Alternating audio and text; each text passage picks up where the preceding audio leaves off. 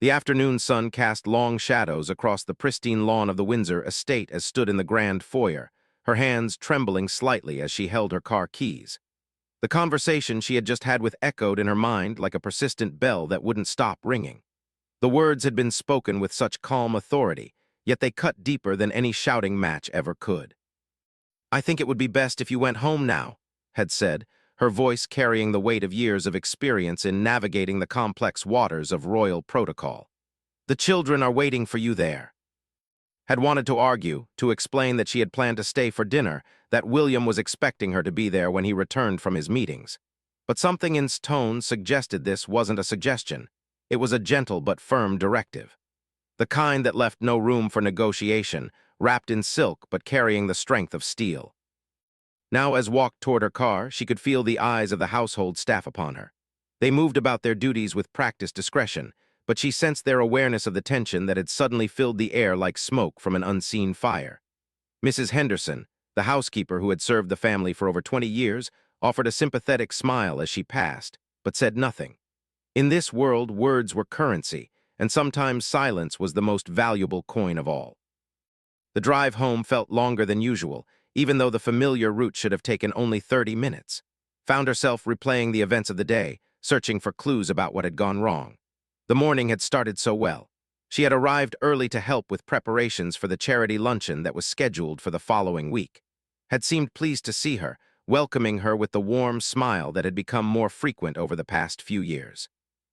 They had worked side by side in the morning room, reviewing guest lists and menu options.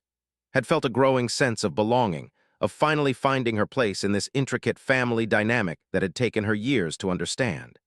She remembered how had laughed at her suggestion to include vegetarian options for the younger guests, not with mockery, but with genuine appreciation for thoughtfulness. "You always think of everyone, don't you?" had said, making a note on her leather-bound planner. "That's going to serve you well in this family." The compliment had warmed his heart. Coming from it meant something significant. This was a woman who had navigated her own difficult path to acceptance, who understood better than most what it meant to be viewed with suspicion and criticism before gradually earning respect and affection. If approved of her efforts, felt she must be doing something right. But then the phone call had come. Hadn't been able to hear the conversation clearly, but she had watched expression change from relaxed contentment to something harder to read. The older woman had excused herself and taken the call in the adjacent study, closing the door firmly behind her. When she returned 15 minutes later, the warmth in her eyes had been replaced by something more guarded, more careful. "Dear," she had said, settling back into her chair with deliberate composure, "I've just spoken with some members of the household staff. It seems there's been some concern about protocol regarding today's arrangements." Had felt her stomach drop. Protocol was the invisible force that governed everything in their world, from the order of precedence at formal dinners to the subtle hierarchy that determined who spoke when and about what. She had thought she was beginning to understand its nuances, but apparently she had missed something important. "I'm not sure I understand," had replied, setting down her pen and giving her full attention. Had chosen her words carefully, as she always did. There are certain expectations about family time, particularly when it comes to the children's routines. While your presence here today has been lovely, it seems that your primary responsibility should be at home this afternoon. The words had been diplomatically phrased, but their meaning was clear. Someone had complained about being away from her children for too long. Someone felt that her place was at home, not here in the seat of royal business, even if her presence had been explicitly requested and welcomed. It felt the familiar sting of criticism that seemed to follow her no matter how hard she tried to balance all her responsibilities. As a mother, she was expected to be constantly available to her children, to prioritize their needs above all else. As a member of the royal family, she was expected to fulfill her public duties and support the institution. As William's wife, she was expected to be by his side for important family gatherings and decisions. The expectations pulled her in different directions, and no matter which choice she made, someone inevitably found fault with it. Now, as she turned into the long driveway leading to their home, could see the familiar sight that never failed to touch her heart.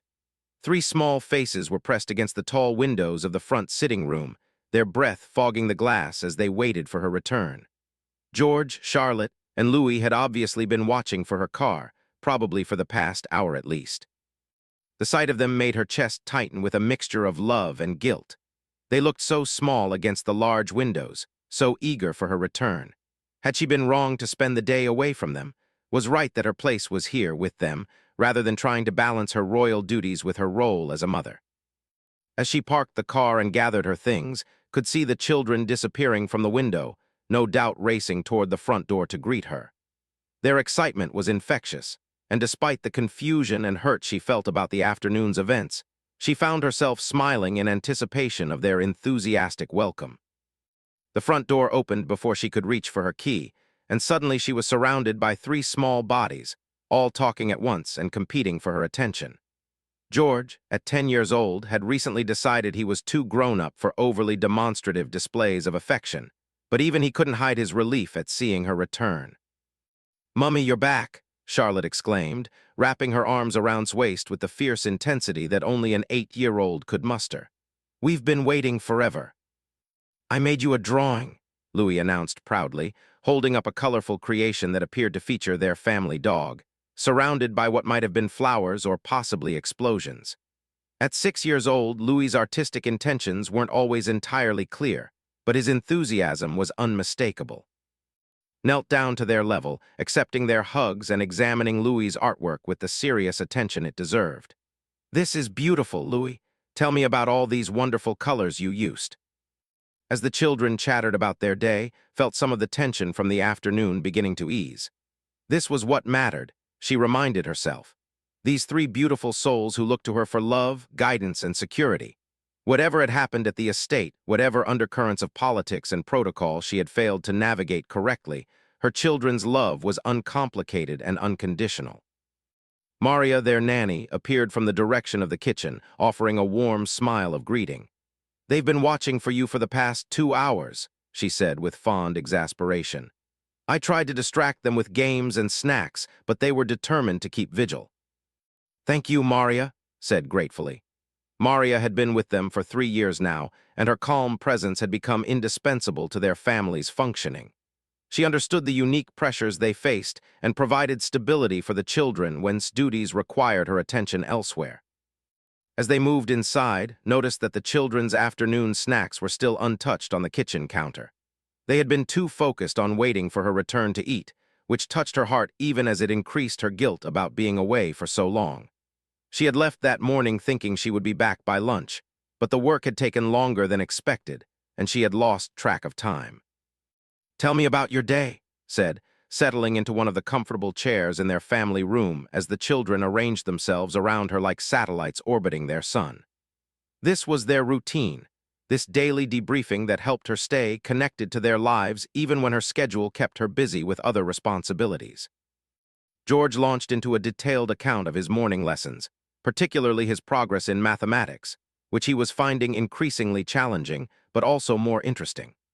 Charlotte regaled her with stories from her writing lesson, describing how she had successfully navigated a small jump course that had intimidated her the previous week.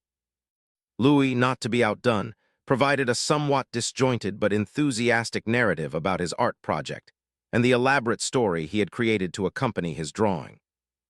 As listened to their voices overlapping and interrupting each other in their eagerness to share their experiences, she felt a deep sense of contentment settling over her. This was what she had rushed home for, these precious moments of connection with her children. Whatever had prompted to send her home early, perhaps it had been a blessing in disguise.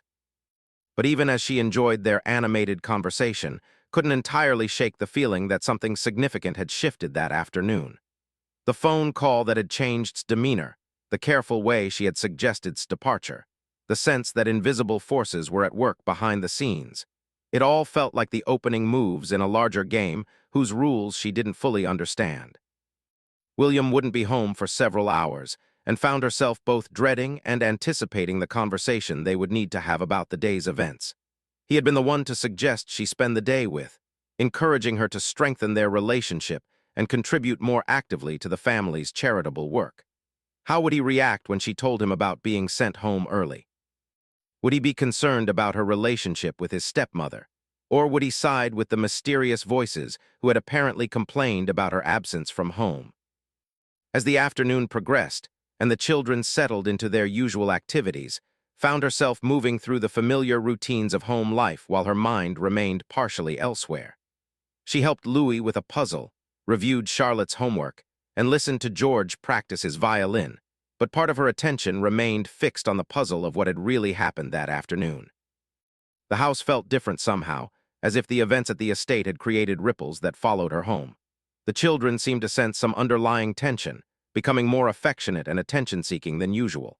Charlotte insisted on staying close to side even during activities she would normally pursue independently. George asked several times if everything was all right, his young face creased with concern that was too mature for his years. As evening approached and the time for William's return drew nearer, found herself checking her phone repeatedly for messages. She hoped for some word from, perhaps an explanation or reassurance that would help her understand what had really transpired. But her phone remained silent except for routine messages from her private secretary about the following day's schedule. The uncertainty was almost worse than open conflict would have been. At least with a direct confrontation, she would know where she stood and what she was dealing with. This subtle redirection, wrapped in courtesy and concern, left her feeling off balance and unsure how to proceed. Standing at the kitchen window as she prepared the children's dinner, watched the last rays of sunlight paint the sky in shades of gold and pink. In a few hours, William would be home, and she would have to find a way to explain why she had returned early from what was supposed to have been a full day of collaboration with his stepmother. The conversation would require careful navigation, balancing honesty with diplomacy, ensuring that her own confusion and hurt didn't create larger problems for the family's delicate dynamics. The children's laughter from the next room reminded her of what was most important. Whatever challenges lay ahead in the complex world of royal expectations and protocols, her first responsibility was to these three remarkable little people who depended on her for their sense of security and belonging. As she called them to dinner, resolved to focus on that foundation of love and family, trusting that everything else would somehow find its way to resolution. The sound of William's car in the driveway came later than usual that evening.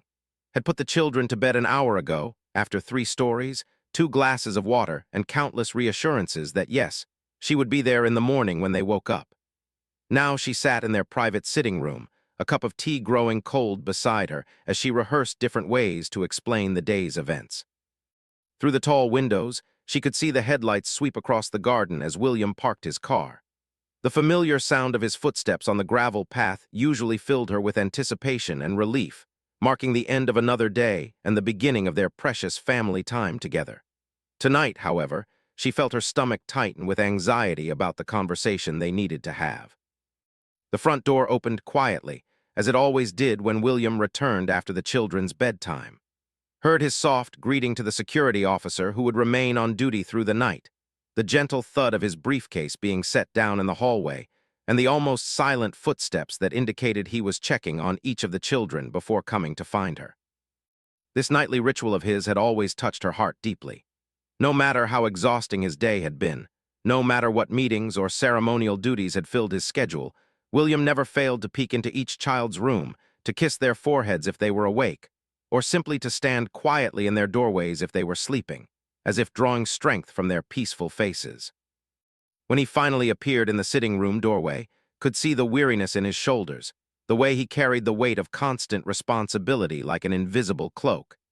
But his face brightened when he saw her, and he crossed the room to drop a gentle kiss on her forehead before settling into the chair beside hers. "Long day?" she asked softly, taking in the rumpled state of his usually perfect appearance. "Endless meetings about the environmental initiative," he replied, running a hand through his hair.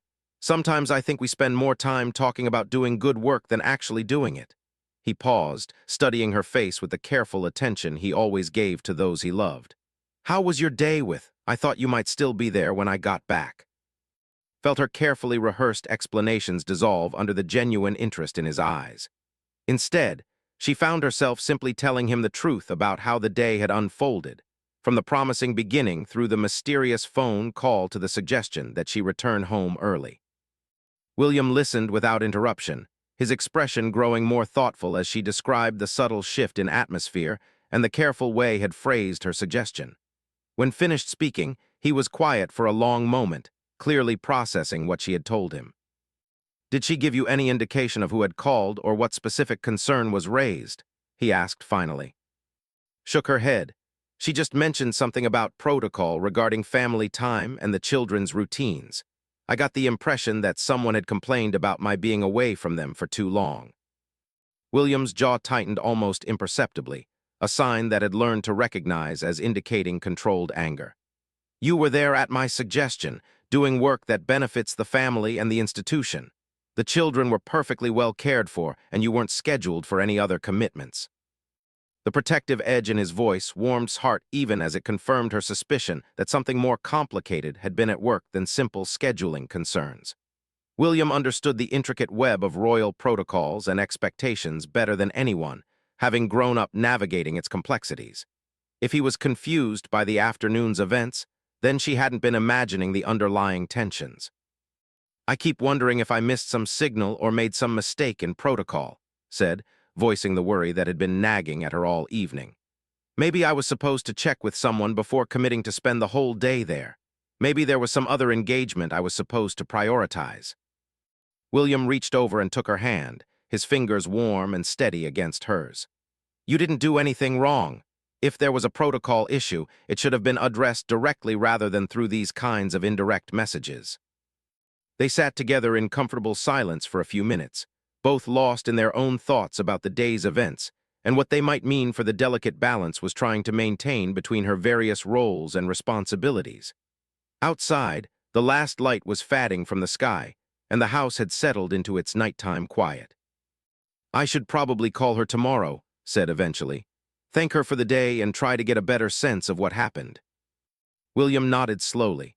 That's probably wise, but I want you to know that whatever political currents were at work today, they don't reflect on you or your judgment. Sometimes this family operates on layers of communication that go back generations, and even I don't always understand all the nuances. His words offered some comfort, but couldn't shake the feeling that she had somehow failed a test she hadn't even known she was taking. The transition from commoner to royal had been filled with these kinds of invisible challenges, moments when she discovered new rules or expectations that no one had thought to explain to her beforehand. The next morning arrived with the chaos that was typical of any household with 3 young children. George needed help finding his football kit, Charlotte couldn't decide between 2 different hair ribbons, and Louis had apparently hidden his favorite stuffed animal somewhere that all logic and systematic searching. Moved through the morning routine with practiced efficiency, braiding Charlotte's hair while simultaneously helping Louis look for his toy and reminding George about the permission slip that needed to be returned to his teacher. These moments of domestic normalcy felt precious to her, a reminder of the simple joys of motherhood that existed regardless of titles or protocols. As the children finished their breakfast and gathered their school bags, S's phone buzzed with a message from her private secretary. There had been a last-minute change to her schedule for the following week. A charity engagement had been moved to a different day, and she was being asked to attend a different event instead. The change itself wasn't unusual. Schedules in their world were constantly shifting to accommodate various needs and priorities. But something about the timing felt suspicious, too, coming so soon after yesterday's events. Was this another subtle message about her priorities and commitments? After William had left for his morning appointments and the children had been collected for school, found herself alone in the house with her thoughts. Maria was running errands, and the usual bustle of their daily life had temporarily quieted, leaving with an opportunity to reflect on the previous day's events with a clearer head. She decided to call, as she and William had discussed. But as she reached for her phone, it rang with an incoming call from an unexpected source, her mother-in-law's private secretary. "Mrs., I hope you don't mind my calling directly," the secretary said in her crisp, professional tone. "Her Majesty was wondering if you might have time for tea this afternoon. Nothing formal, just a private conversation." Felt her pulse quicken. Invitations from the Queen were rare and usually significant, particularly when they came with such short notice. Was this related to yesterday's events, or was it simply a coincidental timing? "Of course," replied, already mentally rearranging her afternoon plans. "What time would be convenient?" 4 o'clock, if that works for you. Her Majesty suggested the small sitting room overlooking the rose garden. After confirming the details and ending the call, sat for a moment trying to process this unexpected development. The Queen's invitation could mean many things, but it was unlikely to be a mere social call. At 99 years old, Her Majesty was increasingly selective about how she spent her time and energy. Spent the rest of the morning in a state of controlled anxiety, going through her usual routine while her mind raced through possible explanations for the invitation. Had someone complained to the Queen about her absence from home yesterday? Was she being called in to receive guidance about balancing her various responsibilities? Or was this perhaps an opportunity to discuss her growing role within the family's charitable work? By lunchtime, had worked herself into such a state of nervous anticipation that she could barely eat. She kept rehearsing different scenarios in her mind, trying to prepare for whatever conversation awaited her. The uncertainty was exhausting, and she found herself longing for the straightforward nature of her children's needs and concerns. When it was time to leave for the palace, chose her outfit carefully. Not too formal, which might suggest she expected a serious or ceremonial conversation, but not too casual, which could be interpreted as disrespectful. She settled on a simple but elegant dress in navy blue, with minimal jewelry and her hair styled in a classic chignon. The drive to the palace took her through the heart of London, past the familiar landmarks that had become part of her daily geography over the years. But today the journey felt different, charged with uncertainty and the weight of unspoken questions. As her car approached the palace gates, caught sight of tourists gathered behind the barriers, cameras ready to capture any glimpse of royal activity. She wondered what they would think if they knew about the complex dynamics and subtle tensions that existed behind the public facade of royal unity. The image of perfect family harmony that appeared in official photographs and carefully orchestrated public appearances told only part of the story. Inside the palace, was escorted through corridors lined with portraits of previous monarchs and their families. The weight of history seemed to press down on her as she walked, a reminder of the generations of women who had navigated similar challenges in this very building. Some had thrived, finding ways to use their positions to create positive change. Others had struggled, caught between competing expectations and unable to find their proper place within the institution. The small sitting room overlooking the rose garden was one of the Queen's favorite informal spaces, decorated in soft blues and creams that created an atmosphere of calm elegance. Floor to ceiling, windows provided a view of the carefully maintained gardens, where early spring flowers were beginning to show their first tentative blooms. Her Majesty was already seated when arrived, dressed in one of her characteristic bright-colored suits, this one a cheerful shade of coral that seemed to defy the London afternoon. Despite her advanced age, the Queen's bearing remained regal and alert, her eyes sharp with intelligence and experience. "My dear, please sit," the Queen said, gesturing to the chair opposite hers. "I thought we might have a quiet chat over tea." As settled into her chair, she noticed that the tea service had already been prepared, suggesting that this conversation had been planned rather than being a spontaneous invitation. The Queen poured tea into delicate china cups with the precise movements of someone who had been performing such rituals for decades. "I understand you spent yesterday with," the Queen began, her tone conversational but with an undercurrent that suggested this was more than casual small talk. "Yes, Your Majesty, we were working on plans for next week's charity luncheon. It was very productive until," trailed off, uncertain how much detail was appropriate to share. The Queen's knowing look suggested that she was already aware of how the day had ended. "Yes, I heard there was some concern raised about your schedule. These things happen, my dear. Sometimes the machinery of protocol operates with more zeal than wisdom." Felt a wave of relief at the Queen's understanding tone, but she sensed there was more to this conversation than simple reassurance. "I've been thinking about your role within the family," the Queen continued, settling back in her chair with her teacup balanced perfectly in her hands. "You've shown remarkable grace in adapting to our way of life, and your dedication to your children is evident to anyone who spends time with you." The praise warmed his heart, but she could tell that the Queen was building toward a more significant point. "However," the Queen continued, and felt her stomach tighten at the subtle shift in tone, "there are those who feel that perhaps your schedule has become somewhat ambitious. That in your eagerness to contribute, you may be taking on more than is sustainable given your primary responsibilities." There it was, the gentle but firm guidance that had been expecting. wrapped in kindness and understanding, but unmistakably clear in its message. Her efforts to expand her role and contribute more actively to the family's work were being viewed as overreach by some influential voices. "I see," said quietly, though she wasn't entirely sure that she did see.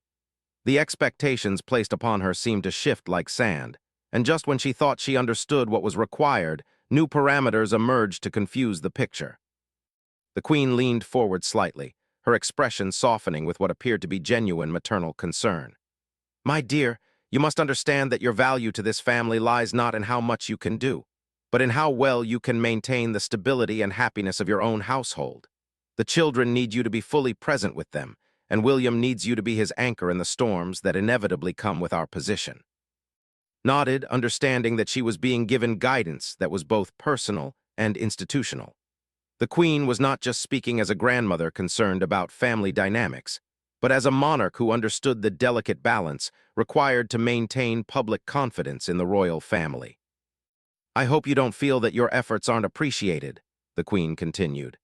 "They are, very much so, but perhaps it would be wise to focus your energies more selectively, to choose fewer commitments but give them your complete attention and excellence."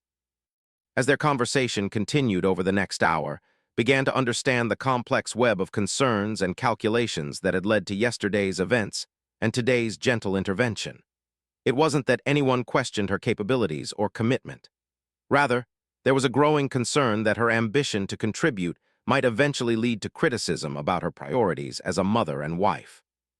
The drive home from the palace felt longer than usual, as processed the layers of meaning in her conversation with the Queen. The afternoon traffic moved slowly through London's streets, giving her time to think about the guidance she had received and what it would mean for her future role within the royal family. The Queen's words had been carefully chosen, as they always were. Nothing had been explicitly forbidden or criticized, but the message had been clear. Increasing involvement in royal duties was being viewed with concern by those who preferred her to maintain a more traditional focus on home and family. As her car turned into the familiar driveway, could see the children's faces once again pressed against the sitting room windows. The sight that had warmed her heart yesterday now carried additional weight. These three eager faces represented not just her greatest joy, but also the primary lens through which others would judge her choices and priorities. George was the first to reach her as she entered the house. His school bag dropped carelessly in the hallway as he rushed to give her a hug. At 10 years old, he was beginning to understand that their family was different from others, that their mother's absences were sometimes related to duties and responsibilities that other mothers didn't face. "How was your day, darling?" asked, smoothing his hair as Charlotte and Louis joined their reunion. "Mr. asked if you were going to come to the school play next week," George said, his eyes searching her face with the kind of intensity that suggested the question meant more to him than he was letting on. "I told him you would be there, but then I remembered you sometimes have other things you have to do." His heart clenched at the uncertainty in his voice. "Of course I'll be there, George. I wouldn't miss your play for anything." The promise came easily, but even as she spoke the words, found herself mentally reviewing her schedule for the following week. Was there anything that might conflict with the school play? Would she need to rearrange other commitments to ensure she could keep this promise to her son? Charlotte tugged on skirt, demanding attention with the persistence that only an 8-year-old could muster. "Mummy, can you help me with my project tonight? It's about family trees and I need to draw pictures of everyone." "Of course, sweetheart. What kind of family tree are you making?" "Well, it starts with you and Daddy, and then it has me and George and Louis, but then it gets complicated because of all the grandparents and aunts and uncles and cousins," Charlotte explained with the serious expression she always wore when tackling academic challenges. Smiled at her daughter's earnest confusion. The royal family tree was indeed complicated, with its blend of blood relatives, step relationships, and the complex protocols that governed how different family members related to each other. For Charlotte, it was simply a school project, but it represented the intricate web of relationships that was still learning to navigate. Louis, not to be outdone by his siblings' claims on their mother's attention, produced a crumpled piece of paper from his pocket. "I wrote you a letter," he announced proudly, though knew that his writing skills were still limited to a few simple words and lots of creative spelling. As knelt down to examine Louis's letter, which which appeared to consist mainly of the word mummy written in large, uneven letters surrounded by colorful scribbles, she felt a profound sense of clarity about her priorities. These moments, these simple expressions of love and need from her children were what truly mattered. Everything else, the protocols, the expectations, the careful balance of royal duties, was secondary to being fully present for these three remarkable little people. Maria appeared from the kitchen, her warm smile providing a sense of stability and normalcy to the afternoon. "How was your visit to the palace?" she asked quietly, her tone suggesting that she understood this hadn't been a casual social call. "Educational," replied, which was perhaps the most honest way she could describe the experience. The conversation with the Queen had certainly taught her things about her position and the expectations surrounding it that she hadn't fully understood before. As evening approached and the children settled into their homework and play routines, found herself observing their family dynamics with new eyes. She watched William help George with a particularly challenging math problem, his patience and attention fully focused on their son despite the day's pressures. She saw Charlotte's pride as she carefully drew family portraits for her school project, her tongue poking out slightly in concentration. She noticed Louis's contentment as he played with his building blocks nearby, occasionally looking up to make sure his parents were still close by. This was what the Queen had been talking about, realized. This foundation of family stability and love that provided the bedrock for everything else they did. When she thought about it that way, the guidance she had received made more sense. Not as a criticism of her ambitions, but as a reminder about what was most essential. When William returned home that evening, was ready for their conversation in a way she hadn't been the night before. The day's events had given her a clearer perspective on the challenges they were facing and the choices they needed to make moving forward. "The Queen invited me for tea today," she told him as they sat together after the children were in bed. William's eyebrows rose in surprise. "Unexpected timing," he observed. Described the conversation in detail, from the Queen's gentle but clear guidance about priorities to her suggestion that focus her energies more selectively. William listened thoughtfully, occasionally asking questions, but mostly allowing her to process the experience by talking through it. "I think I've been trying too hard," admitted when she finished recounting the day's events. "I wanted so much to prove that I could contribute meaningfully to the family's work that I may have lost sight of what my real role is supposed to be." William reached for her hand, his expression thoughtful. "Your real role is whatever we decide it should be. But I think there's wisdom in what the Queen told you today. Not because anyone questions your capabilities, but because the public and the media are always looking for ways to criticize the choices we make." They talked late into the evening about the pressures they faced as a family, the way every decision was scrutinized and interpreted through various lenses of expectation and tradition. William shared his own struggles with balancing his desire to modernize certain aspects of royal life with the need to respect the institution's stability and continuity. "Sometimes I think about my mother," he said quietly. "How she tried to find new ways to use her position to make a difference, but how that sometimes put her at odds with more traditional expectations.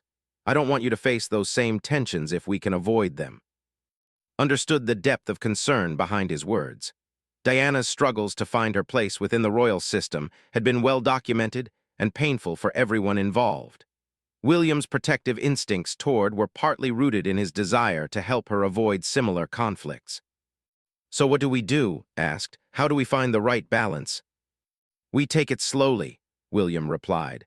"We focus on the things that matter most, and we don't try to take on more than we can handle without compromising what's essential." Over the next few days, found herself viewing her schedule and commitments through this new lens of careful prioritization. She reviewed upcoming engagements with her private secretary, looking for opportunities to streamline her activities without completely abandoning her desire to contribute meaningfully to causes she cared about. The process was more complex than she had expected. Each commitment seemed important in its own right, and many had been scheduled months in advance with the expectation of her participation. But as she worked through the details, began to see patterns in her schedule that might have been sending unintended messages about her priorities. She had been accepting nearly every invitation to speak at charity events, attend planning meetings, and participate in fundraising activities. While each individual commitment seemed reasonable, The cumulative effect was a schedule that left little time for the kind of spontaneous family moments that were so precious to her children. Thought about George's uncertainty regarding her attendance at his school play, Charlotte's need for help with her family tree project, and Louis's simple desire for her attention when he wanted to share something important with her. These moments couldn't be scheduled or planned in advance, but they required her to have space in her life for the unexpected needs that arose in any family with young children. A week after her conversation with the Queen made several significant changes to her upcoming schedule. She declined 3 speaking engagements that would have required overnight travel, shifted 2 committee meetings to times when the children would be in school, and created more buffer time around major family events and school activities. The process of making these changes required difficult conversations with several charity organizations that had been counting on her participation. Found herself explaining her need to prioritize family time without explicitly stating that she had been advised to do so by senior members of the royal family. "I want to be able to give my full attention to the causes I'm involved with," she told the organizers of a fundraising gala she had reluctantly decided not to attend. "Right now, that means being more selective about the events I can commit to." Most people were understanding, though could sense disappointment in some of the responses. She wondered if word would spread about her scaled-back schedule and what interpretations people would place on her choices. Would she be seen as lacking commitment to charitable work, or would people understand that she was trying to be more strategic about her involvement? The real test of these changes came the following week, when George's school play coincided with a last-minute invitation to attend a charity dinner that would have provided significant media coverage for a cause cared deeply about. In the past, she might have tried to do both, rushing from the school play to change clothes and appear at the dinner, stressed and divided in her attention.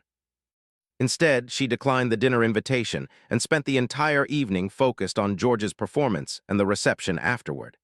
She watched his proud face as he delivered his lines, took photos with other parents, and joined in the conversations about the children's hard work and creativity. "I'm so glad you were there for the whole thing," George told her as they drove home afterward.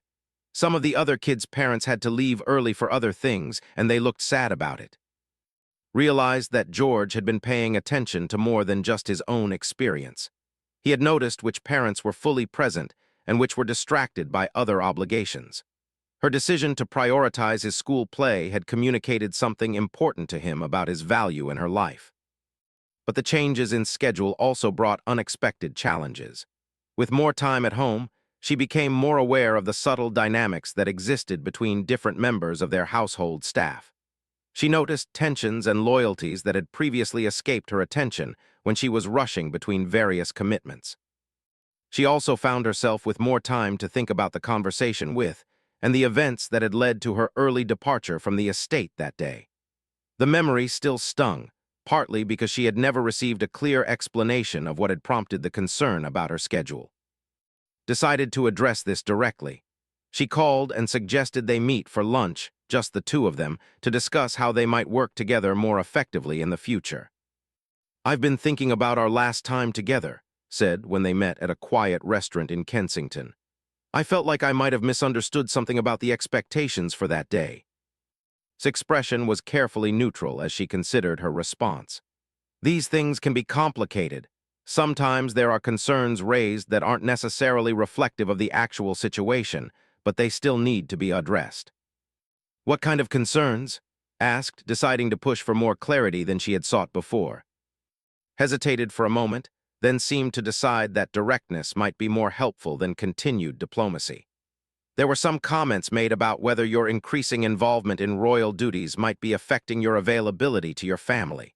Not from anyone who knows you personally, but from people who make it their business to monitor these things."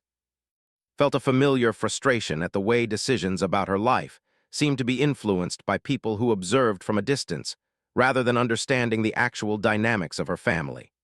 But she also recognized that these external perceptions could become reality if they weren't managed carefully. "I appreciate you telling me that," said. "I've been working on finding a better balance, focusing on fewer commitments but giving them more attention." Nodded approvingly. "That sounds like a wise approach. You have many years ahead of you to expand your role gradually. There's no need to do everything at once." As they continued their lunch conversation, began to understand that the pressures she faced weren't unique to her situation. Every generation of royal women had navigated similar challenges, trying to find ways to contribute meaningfully while maintaining the traditional expectations associated with their roles. The difference now was the intensity of media scrutiny and public opinion that could amplify any perceived misstep or controversial choice. What might once have been handled as a private family matter could now become a public relations challenge that affected the entire institution. The key, advised, is to be very deliberate about the image you project. Make sure that your choices send the messages you want them to send, rather than leaving room for others to interpret them in ways you didn't intend. Left their lunch feeling more confident about the path forward. She had a clearer understanding of the forces at work behind the scenes, and she was beginning to develop strategies for navigating them without sacrificing her own values and priorities.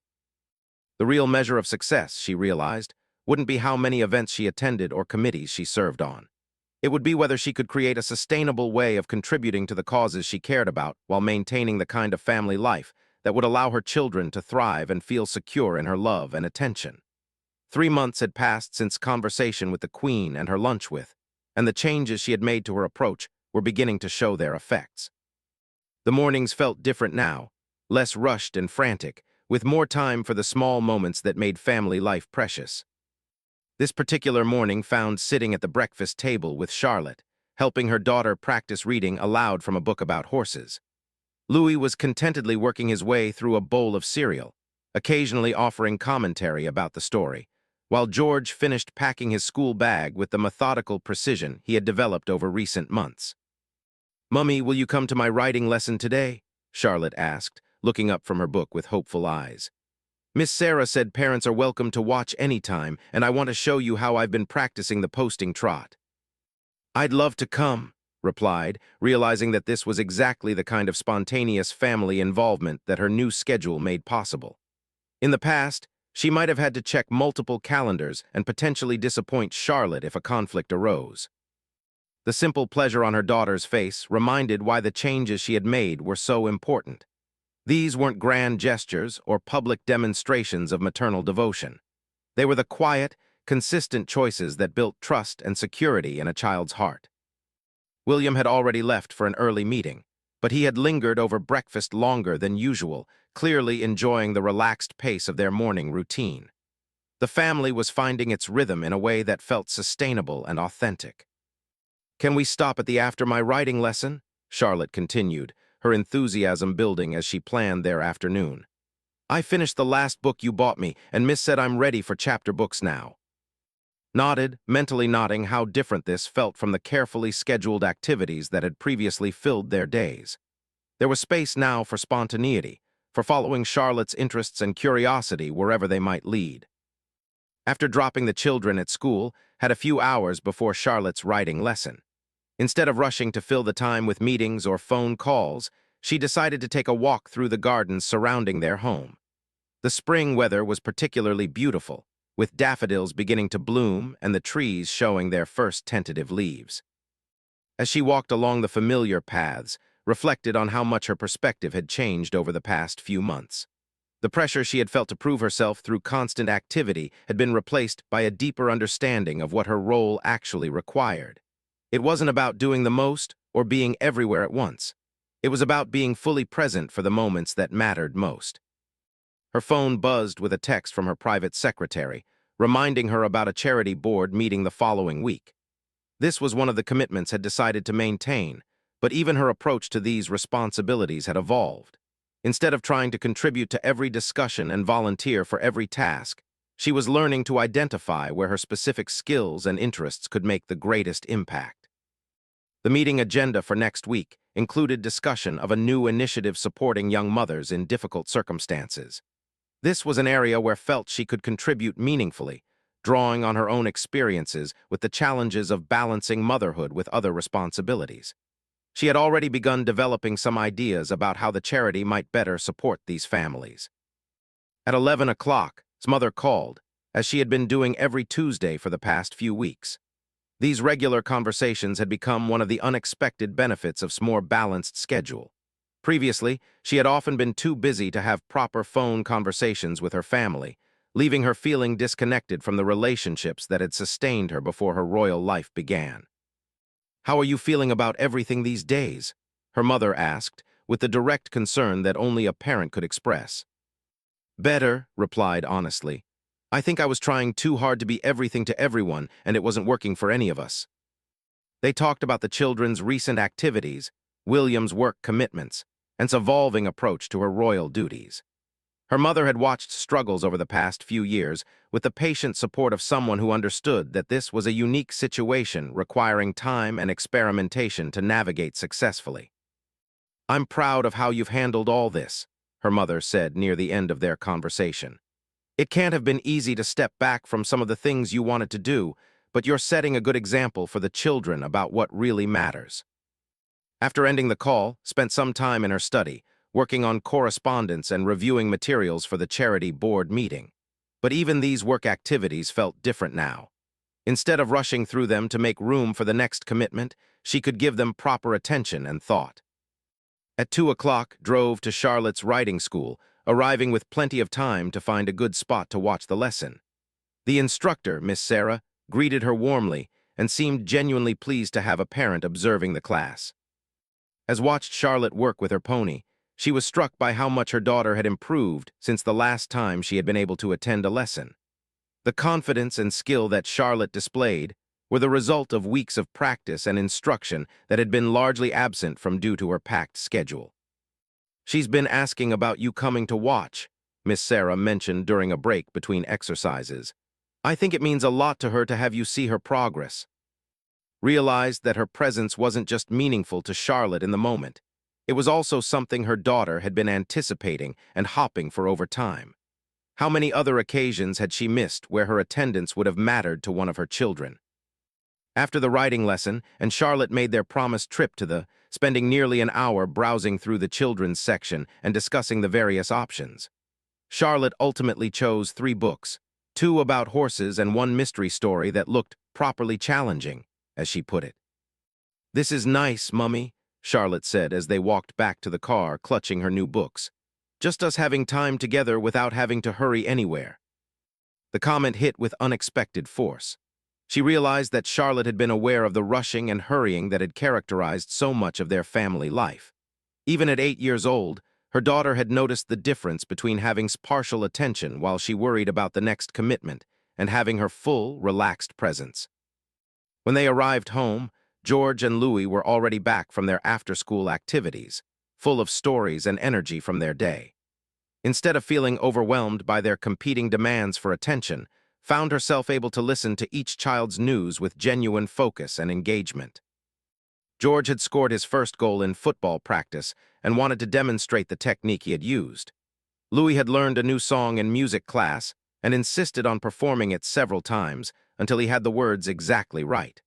Charlotte wanted to start reading one of her new books immediately and needed help with some of the more challenging vocabulary. As moved between these different conversations and activities, she realized that this was what she had been missing during her period of intense royal engagements. Not just time with her children, but the quality of attention that made those moments meaningful for everyone involved. William arrived home earlier than usual, explaining that he had deliberately cleared his evening schedule to spend time with the family. As they all gathered in the kitchen for dinner preparation, noticed how different the atmosphere was from the hurried meals they had often shared in recent months.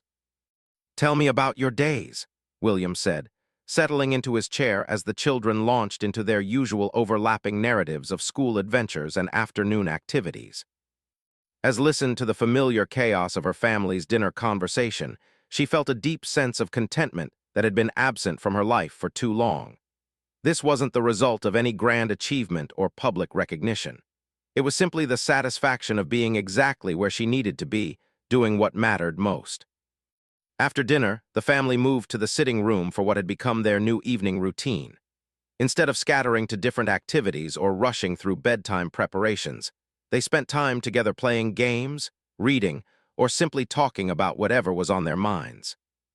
Tonight, Louis wanted to build an elaborate castle with his blocks, recruiting both parents and siblings as assistants and advisors. Charlotte curled up with one of her new books, occasionally reading interesting passages aloud to whoever would listen. George worked on a puzzle while updating everyone on the ongoing drama of his football team's preparation for an important match.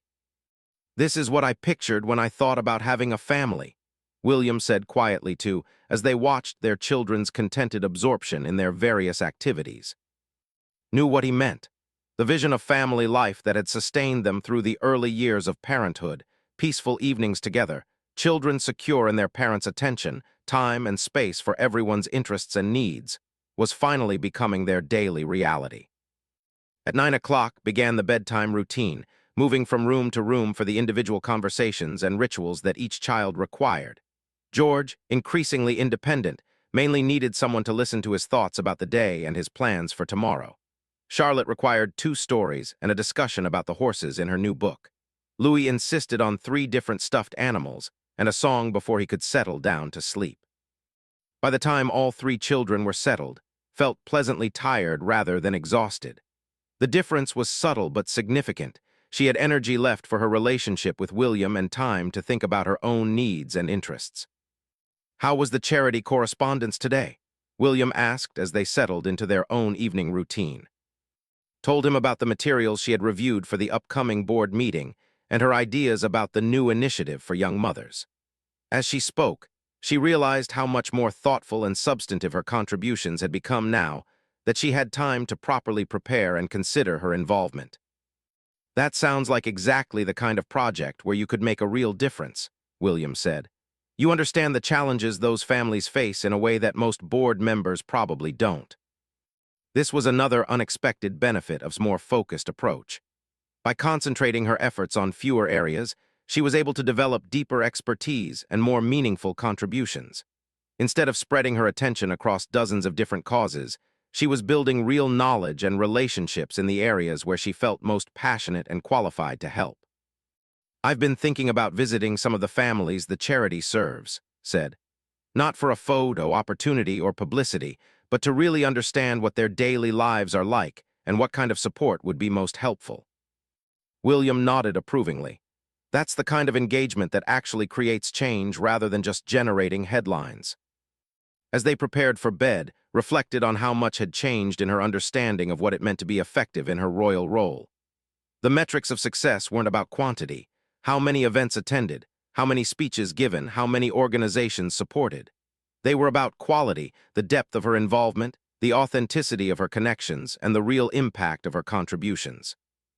The next morning brought an unexpected challenge that tested S's new approach to balancing priorities. Her private secretary called with news that a major charity event had experienced a last-minute cancellation of their keynote speaker. The organization was hoping might be able to step in, which would require her to travel to Edinburgh the following day. In the past, might have automatically agreed, seeing it as an opportunity to help and to demonstrate her commitment to charitable work. Now, she found herself asking different questions. What would she have to cancel or rearrange to accommodate this request? How would it affect her children's week? Was this the kind of engagement where she could genuinely add value, or would she simply be filling a slot? After discussing the situation with William and reviewing her schedule, decided to decline the invitation. Instead, she suggested 2 other possible speakers and offered to provide a written message of support that could be read at the event. "I hope they understand that it's not about lack of interest in their cause," told her secretary. "I just need to be more strategic about the commitments I can take on with such short notice." The response from the charity was gracious and understanding, though could sense some disappointment. She reminded herself that she couldn't solve every problem or fill every need, and that trying to do so had ultimately made her less effective at everything she attempted. Instead of traveling to Edinburgh, was able to keep her existing commitments, which included attending Louis' school assembly and helping Charlotte with a challenging homework project.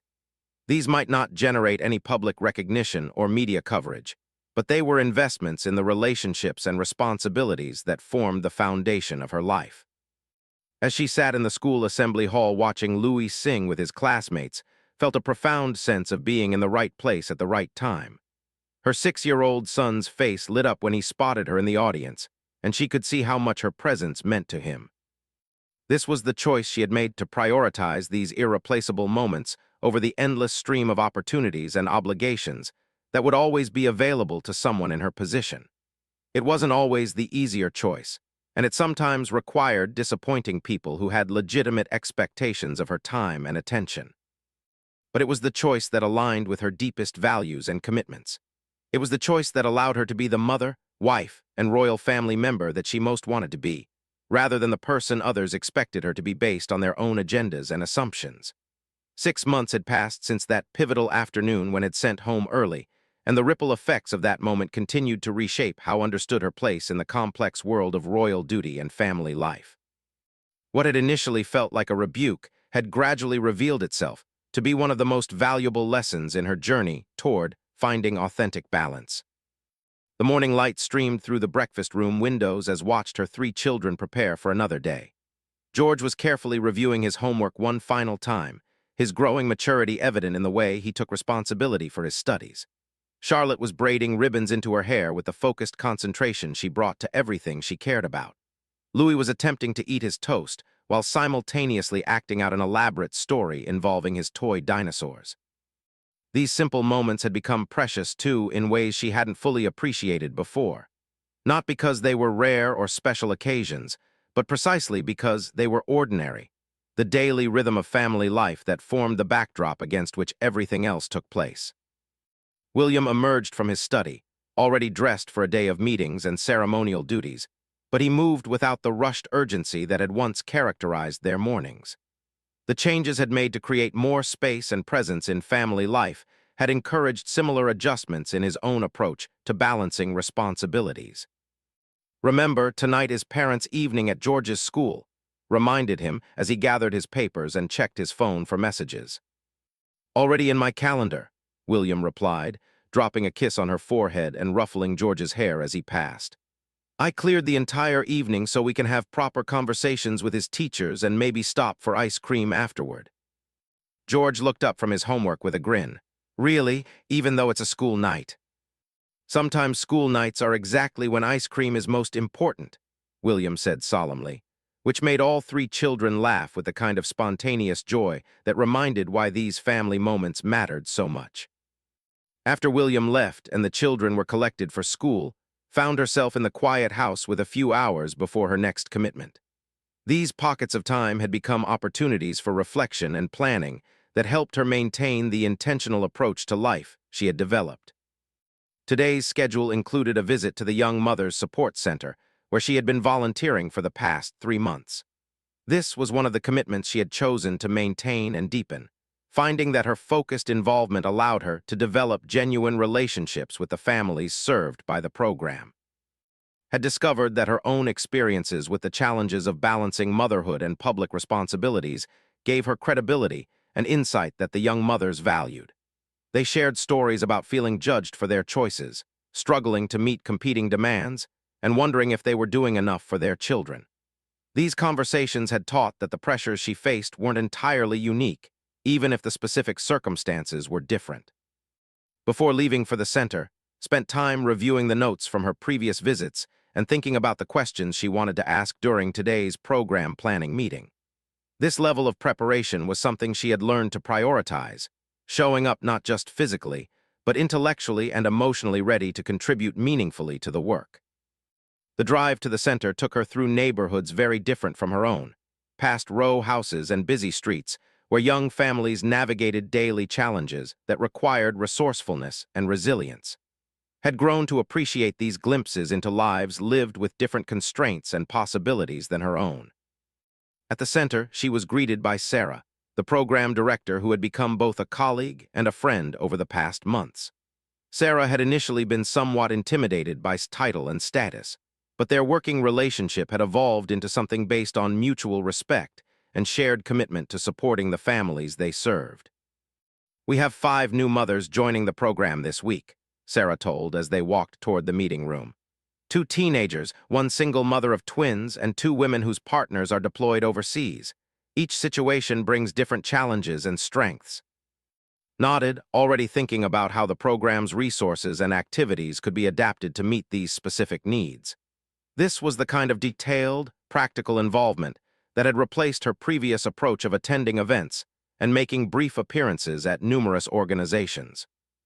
The meeting included staff members, volunteers, and 3 mothers who were participating in the program's advisory council. Had suggested this structure, believing that the people receiving services should have direct input into how those services were designed and delivered. "I wanted to talk about the issue again," said Maria, one of the advisory council members. "The current arrangement works for some of us, but mothers with infants need different support than those with toddlers." This led to a detailed discussion about practical solutions, funding possibilities, and pilot programs that could test different approaches. Found herself contributing ideas based not just on her own experiences, but on research she had done about similar programs in other countries. "What if we partnered with the local college's early childhood education program?" suggested. "Their students need practical experience, and we need more hands to manage different age groups during our sessions." The idea generated immediate interest and led to a productive conversation about implementation strategies. This was exactly the kind of engagement had hoped to develop, substantive involvement that drew on her specific knowledge and connections while addressing real needs identified by the community being served. After the meeting, spent time visiting with individual families, listening to their stories and learning about their daily lives. These conversations were often the most valuable part of her visits, providing insights that informed all of the program's other activities. She met with Jessica, a 19-year-old mother whose 8-month-old daughter was crawling energetically around the play area. Jessica was working toward completing her high school diploma while caring for her child and dealing with housing insecurity. "The hardest part isn't any one thing," Jessica explained as she followed her daughter around the safe play space. "It's feeling like I'm always behind, like there's never enough time to do anything properly. People look at me and assume I must have made bad choices, but they don't understand how complicated everything actually is." Listened without offering immediate solutions or advice, having learned that sometimes the most valuable thing she could provide was simply witnessing someone's experience without judgment. Jessica's words resonated with her own struggles to balance multiple responsibilities while facing constant scrutiny of her choices. "Do you feel like the program has been helpful?" asked. "The practical stuff is great. The during classes, the career counseling, the financial planning workshops," Jessica replied. "But honestly, the best part is just being around other mothers who understand what this is like. It makes me feel less alone and less crazy." This feedback reinforced growing understanding of how community and connection were often more valuable than any specific service or resource. People needed practical support, but they also needed to feel seen and understood in their struggles. By the time left the center that afternoon, she felt the sense of purpose and accomplishment that had become familiar from these visits. This work felt meaningful in a way that many of her previous royal engagements hadn't, partly because it was ongoing rather than episodic, and partly because it allowed for genuine relationship building over time. The drive home gave time to process the morning's conversations and think about how they might inform future program development. She had scheduled this reflection time deliberately, having learned that rushing from one commitment to another prevented the kind of thoughtful integration that made her work more effective. When she arrived home, found a message from her private secretary about a request for her to serve as patron of a new environmental charity.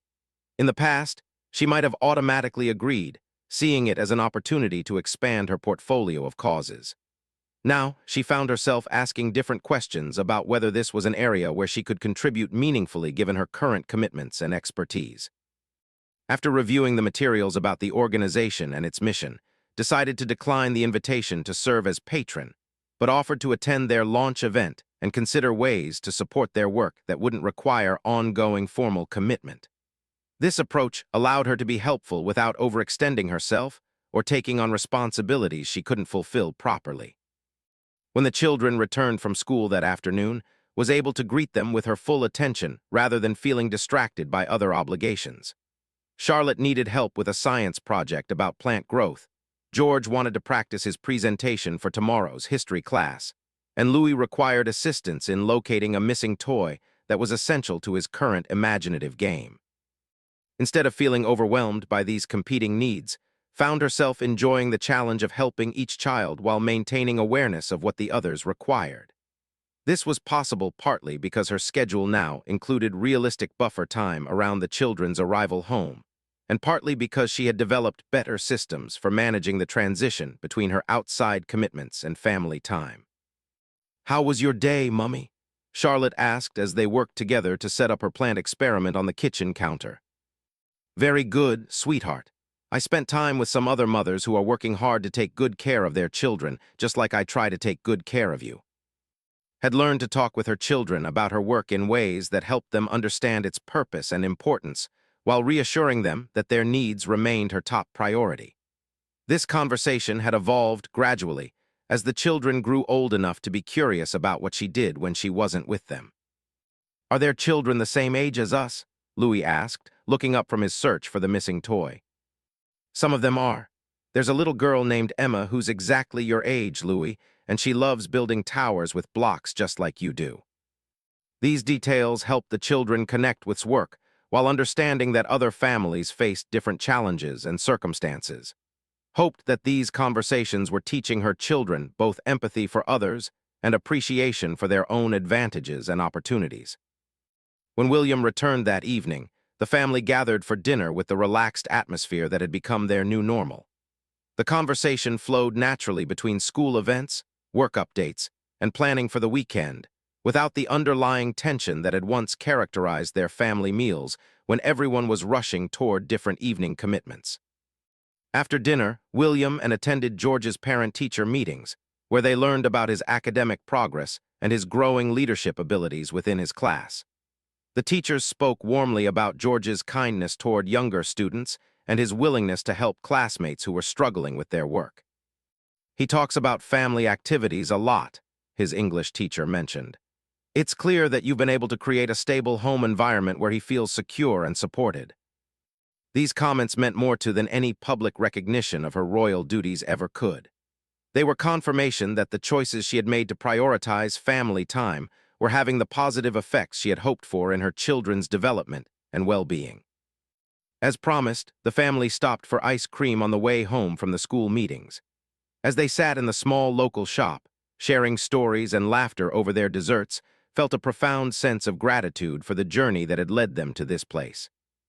The moment wasn't dramatic or newsworthy. There were no photographers capturing images of royal family harmony, no official statements about work-life balance or modern parenting approaches. It was simply an ordinary Tuesday evening in the life of a family that had learned to prioritize what mattered most.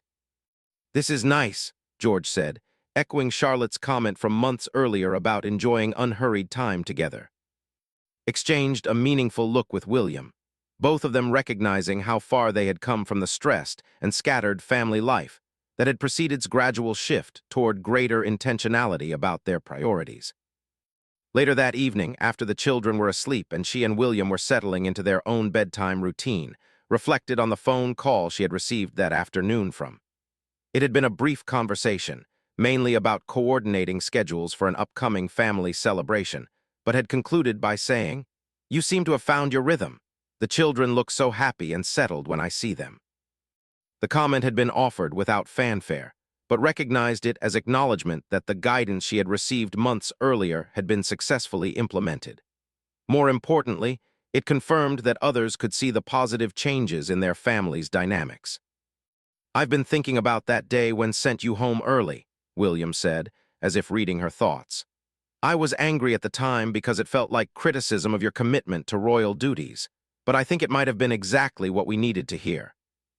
Nodded, understanding that the moment that had initially felt like failure had actually been the beginning of a more sustainable and authentic approach to their lives. Sometimes, the most valuable guidance came in forms that were difficult to recognize as gifts when they were first received. "I think I was so focused on proving that I could do everything that I lost sight of what I actually wanted to do," said. "The changes we've made haven't just been better for the children, they've been better for me too." As they turned off the lights and settled into sleep, felt a deep sense of contentment about the path they had chosen. There would always be demands and opportunities that pulled in different directions, but they had developed a framework for making decisions that honored their deepest values and commitments. The children were thriving, secure in their parents' love and attention. Work felt meaningful and sustainable, focused on areas where she could make genuine contributions. William was able to fulfill his royal duties while remaining present for the family moments that mattered most. Most importantly, they had learned that being sent home, whether literally or figuratively, wasn't always a retreat or a failure. Sometimes it was the most direct path toward discovering where you truly belonged and what you were actually meant to be doing with the precious time and energy you had been given. In the quiet darkness of their bedroom, with her family safe and peaceful around her, understood that home wasn't just a place you returned to at the end of the day. It was a set of relationships and commitments that shaped every decision you made and every path you chose to follow. When those relationships were healthy and those commitments were clear, even the most complex life could find its proper balance. The story that had begun with confusion and hurt feelings had evolved into one of growth, wisdom, and deeper understanding of what it meant to build a life that honored both duty and love, both service and family, both public responsibility and private devotion. Sometimes the most important lessons came disguised as disappointments, and sometimes the greatest achievements were measured not in recognition received, but in children who felt secure, marriages that remained strong, and work that made a real difference in real people's lives. As sleep approached, his last conscious thought was of gratitude, for the guidance that had seemed harsh but proved wise, for the family that had remained patient during her journey toward balance, and for the understanding that true success was often quieter and more personal than the world would ever know.